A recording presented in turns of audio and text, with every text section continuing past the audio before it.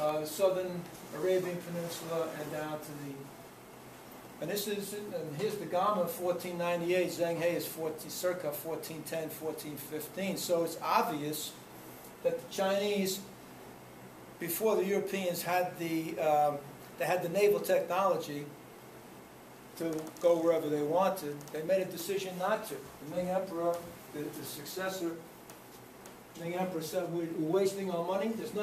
There's nothing out there in the world that we need.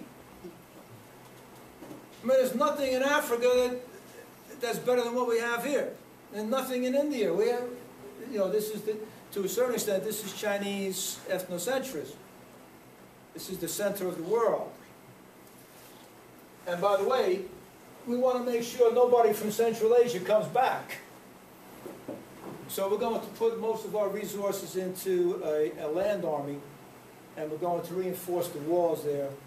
And the Great Wall was built maybe 1,500 years before this time, but they refurbished it.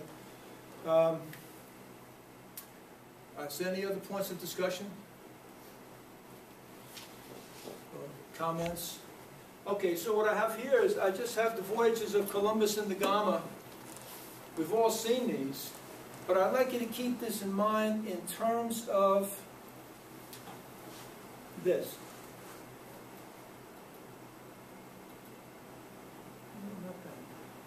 This. Yeah.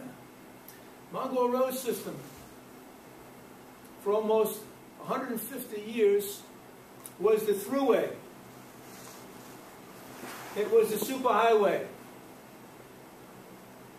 for long-distance trade, bringing all these Eurasian goods into the Eastern Mediterranean and then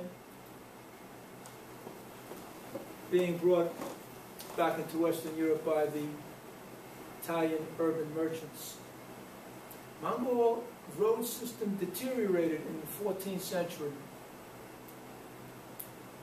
So the potential for making big profits in the Italian cities was greatly diminished. It would be like the trucker who wants to go, a trucker today who wants to deliver some stuff to New Orleans. And all of a sudden the interstates disappeared. Follow me? Now it takes them 9 years to get there on all these secondary roads, blue highways. Well, that's what happened here. And then, to exacerbate the economic problem of the Italian merchants, you had, as I mentioned before this, you had the Ottomans sitting on the nexus of those trade routes and jacking up the price. So one of the more interesting theories of world history that occurred during the Renaissance and became an important part of the Renaissance was the voyages of exploration. I mean, Columbus was Italian, he was Genoese. I know he worked for Spain. But here's the point. The Ottomans, after 1453, and this puts the Renaissance in global context, the Ottomans after 1453 favored the Venetians in terms of access to the trade routes of Central Asia, not the Genoese. So what was the response of the Genoese? They put their money into voyages to find other ways to get to where? The Caribbean? No, Columbus wasn't going to the Caribbean. Columbus was going to India, and he was going to China.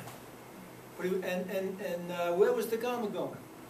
Actually, the Gama he made it. He went to India, sailing south around Africa, and Columbus never made it and accidentally discovered the Americas. But much of the money came from Genoese merchant families. What were they doing? They were investing their money, putting your money in the stock, and hoping that the ship doesn't sink. What the pirates don't get you. So once again, you see the influence of the Mongols, the Ottomans, and Columbus. I think this might put Columbus, the voyages of Columbus and the Gama, both very important in Renaissance in terms of opening up a mental map of the world. in a very different context. Okay. Now, that's Columbus, okay. Now, I'd like to take you to influence of the Renaissance, Italian Renaissance, but not in Western Europe, but in New Spain, Nueva España. And I'm going to take you to one city that Sue and I know very well called Oaxaca, spelled O-A-X-A-C-A. Oaxaca is just north of Chiapas. It's in southern Mexico. It's in the old Mesoamerica, where maize was first cultivated, what, 9,000 BP, or 9,000 years ago. And we're going to look at the influence of Vitruvius from ancient Rome, whose ideas were brought back by the Italian Renaissance architect Alberti, and then the influence of Pienza, the city of, or the town of Pienza in Tuscany. I mean, if I had a chance to go back to Tuscany, this would be the first place I would go, and I'll tell you why, and show you why in a couple of minutes. Okay, so Vitruvius, the drawing attributed to Vitruvius, who wrote famous 10 books on architecture. And I think I mentioned before the notion of proportion with the Vitruvian man and Da Vinci and so forth. So if you had a ruler here, and you, maybe with your human eye, if you just look at the size of the columns as you go from the bottom to the third deck, they get a little bit smaller in terms of height and width. And this is the notion of proportion, not beauty coming from mathematical proportion. This is Vitruvius and other people, Pythagoras and so forth. But this is 30 BCE. And then his book, his set of 10 books, was rediscovered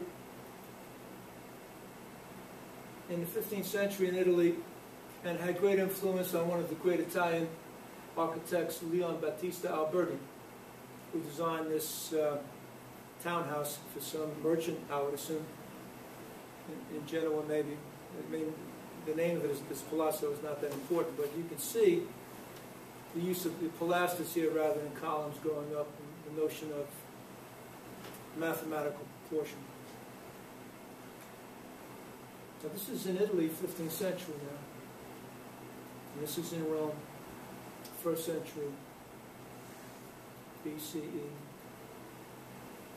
And this is the town of Pienza, P-I-E-N-Z-A.